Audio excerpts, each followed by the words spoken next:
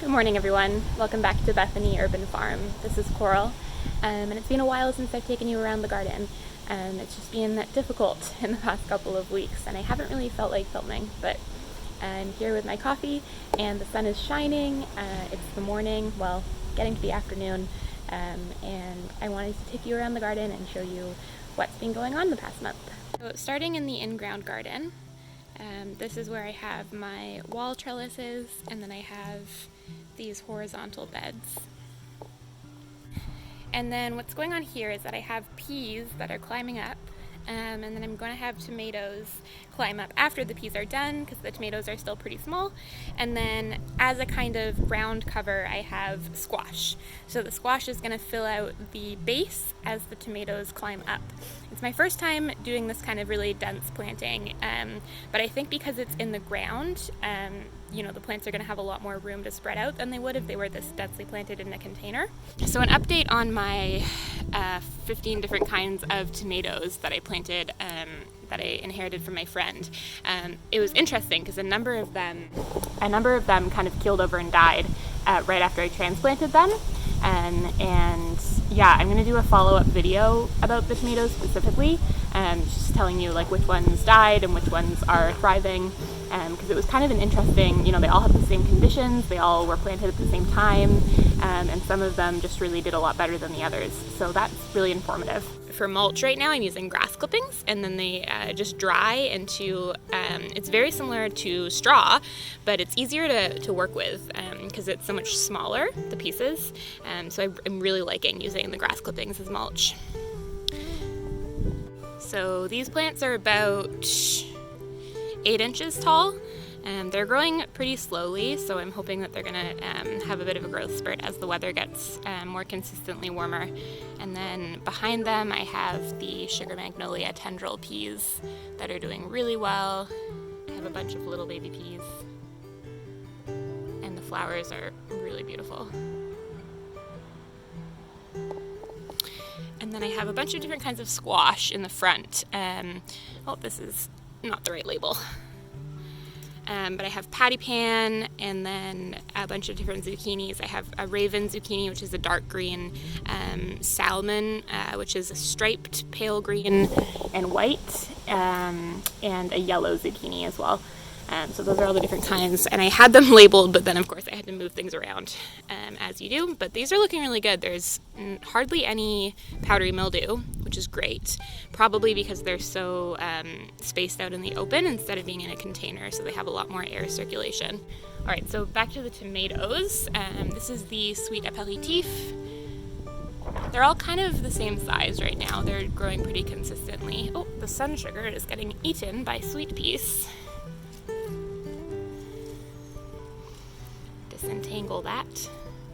Yeah, they're all about between 6 and 8 inches. Starting to get some suckers, so I'm gonna have to go through and pull those off. And this is another sun sugar. It's interesting because the squash on this side of the trellis are a lot smaller than this side, and they get pretty much the same amount of sun. Some little blossoms setting there. And sunflower, and a beautiful snap pea.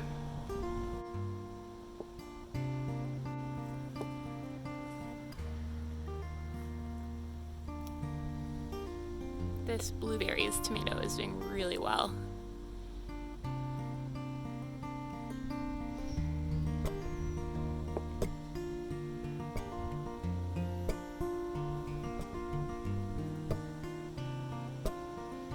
And then coming over into these beds, this is my herb bed, and these are some holy basil seedlings. This cilantro is just going to seed. I'm going to let it flower because the flowers are actually really beautiful and the bees love them.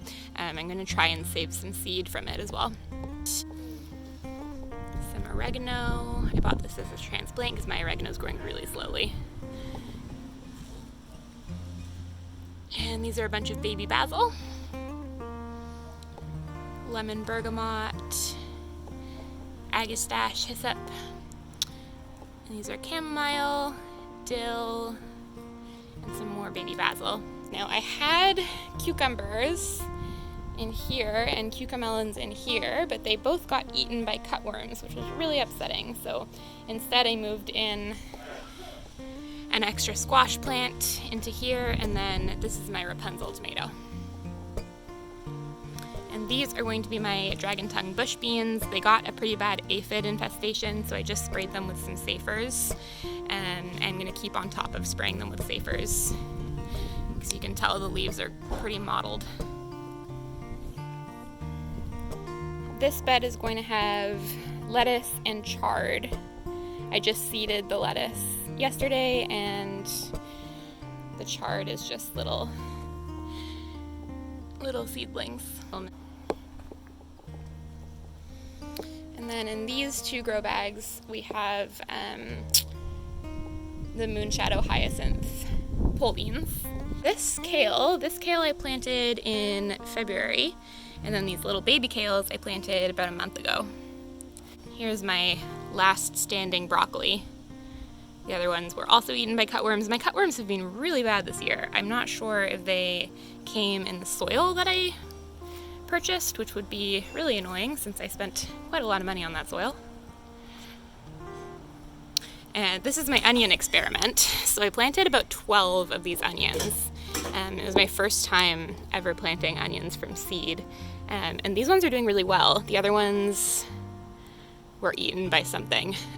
But yeah, it's been a fun experiment. And then I used to have bok choy here, and I harvested it all because it was going to seed, and then I just replaced it with some new seed. This is the Yodfa Chinese broccoli. It's doing really well. The leaves are just gigantic. These are the beets, doing really well. These are some beets that I planted after harvesting the radish. And then these are some kohlrabi. So it's actually the next day. I had a bit of a rough day yesterday, so I stopped filming halfway through and wasn't able to pick it back up again. Such is life. I actually was on the lookout for a rain gauge, and I realized that I had this from IKEA that I was using to propagate cuttings, and I had stopped doing that, so it was just sitting in the basement, and I realized it's a perfect rain gauge. Well, I mean, there's 4 of them, so I guess it's good to like replicate your findings. Yeah, so we got about 1 inch of rain yesterday, which was really nice for the garden. It's a bit hodgepodge here, what I have growing. I need to water these trays because they're drying out a little bit on top. But I've started some more zinnias, and then I also have some cucumbers and cucamelons here starting because all my cucumbers and cucamelons got eaten by cutworms, which was really upsetting. I haven't really dealt with cutworms before, so this is my delphinium experiment. It's so interesting. So this delphinium, and these delphiniums were started at the exact same time with the exact same conditions. But this one is huge. This one's huge, and these ones are teeny tiny. So there's my hand for comparison. Yeah, it's really interesting how they've just had totally different growth spurts. I have some larkspur here as well. I kept it up on the table until it got a little bit more established because I was having so many slugs, and these are really special, so I didn't want to have them get eaten by slugs, and putting them up on the table stops that from happening. I have a canna bulb that's sprouting, some baby echinacea, my moringa is actually doing really well now. This eggplant is not doing great. I had it in my big pot and I took it out because it was just struggling so bad. These are Echinacea paradoxa, yellow coneflowers, native to the Ozark Mountains. And this is what I'm calling my pollinator slash xeriscaping garden. Most of the plants in here like full sun and can tolerate low moisture. I always start out with a really good, thorough design plan and then just kind of keep shoving stuff in there. So these allium molly, I just picked these up a couple days ago and stuck them in here because they're beautiful, and I love the contrast between the purple of these phytuma. Aren't these phytumas so cool? So cool. I love the contrast with the purple and yellow, so I just stuck those there, but that was not part of the plan originally. I'm really excited for this. This is the California tree poppy. Really cool foliage, and it's just exploded in growth. Here I have some firecracker flowers, a really crazy looking fuchsia. This is my bottle brush, callistemon, bursting into life. And these nasturtiums, these are Bloody Mary nasturtiums. I am so impressed with these. They have just done so well. They have hardly any aphids, and they're just gigantic and so healthy, and it's climbing up here, meeting up with this clematis. My clematis alpina is now covering like this whole fence. I have these guys sunbathing outside, my monstera and my fiddle leaf fig, and some carrots. I have Yellowstone, Cosmic Purple, and Rainbow Mix. And coming into the front yard, this is where the cottage garden is and the cut flowers. These amazing rudbeckias I started from seed in January and then transplanted them out a couple months ago. And then these are daylilies that I rescued. Someone was giving them away in the alley, and they have just taken off and really filled up this nice space, which was great because I was looking for something to fill in this area in between this arborvitae and this other shrub that I don't know the name of. And they've just filled out. They must love the conditions here, and they've just really filled out well. And I have no idea what they're gonna look like, so I'm really excited to see. This is super exciting. This is my first gladiolus bud. This is a gladiolus carneus, I believe.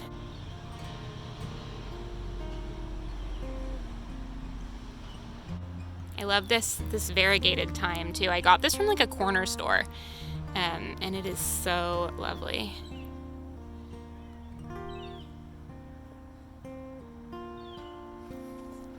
So in my cut flower bed, the poppies are doing really well, which I'm really happy about. I'm like, if everything else fails, I will be happy that I had these amazing poppies. Cosmos, random garlic mixed in there.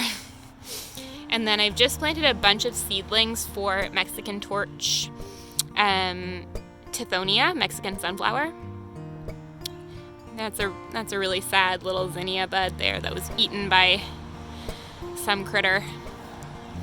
This is my Coreopsis darling clementine. It's a perennial, and I just have it in the front here. And then another little one. It's another interesting thing where these were both planted at the exact same time with the exact same conditions, but this one is gigantic and this one is tiny. But they're a beautiful like sunset marmalade orangey yellow color. So I'm really excited for them to open up. This is a little bird bath that I have. Someone was giving away this little crock, and I love repurposing old pottery as bird baths. It's a little bit deep for birds, but the crows really like it, which is hilarious because they're bigger than the bowl itself. My poor peonies have been crushed under the torrential rains that we've been having. I've tried, so I have this roll of fencing that I put up before the shoots emerged, and it contains them for the most part. It's my first year using it though, and I would make it higher. Right now it's about 2 feet tall, and I would say that it needs to be another foot tall to fully support these gigantic flowers. So I've been having a few casualties, and when this happens I just bring them inside and they make beautiful cut flowers, and I feel less guilty about cutting them. If you don't know about the relationship between ants and peonies, it's really interesting. So the peonies secrete nectar from the sepals, which are these little parts here, which are kind of like between the leaf and the petal. And the ants will drink up that nectar, and in turn will protect the peony from insects that might damage the flower.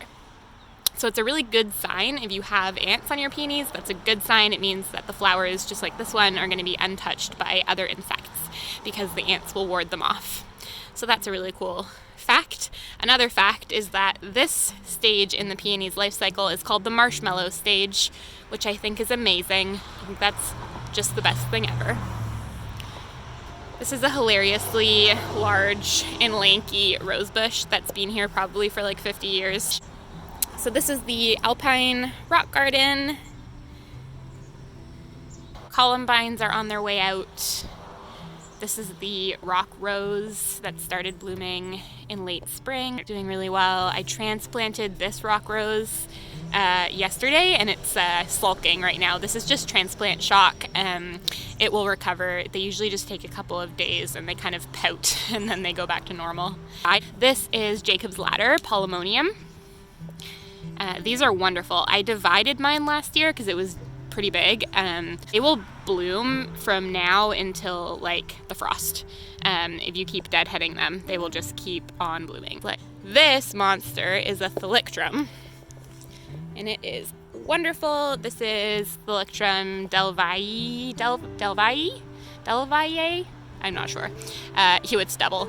These are Ixia that are real sad because they got really top heavy. But yeah, African cornflower. Ixia spotlight. The star of the show right now are these foxgloves. They are just, they're my favorite part of the late spring, early summer garden.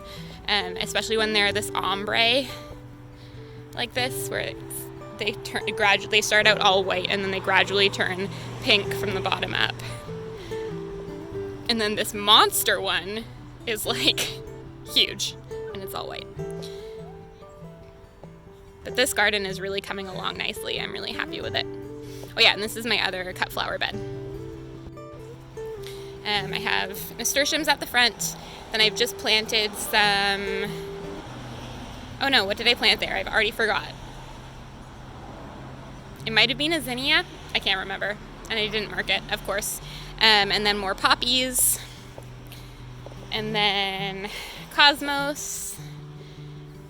Gladiolus italicus, which will bloom later in the summer.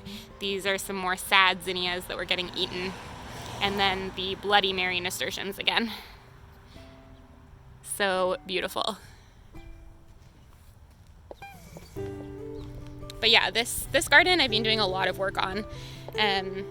Some new things that are blooming are this Centranthus ruber. Valerian root is the common name.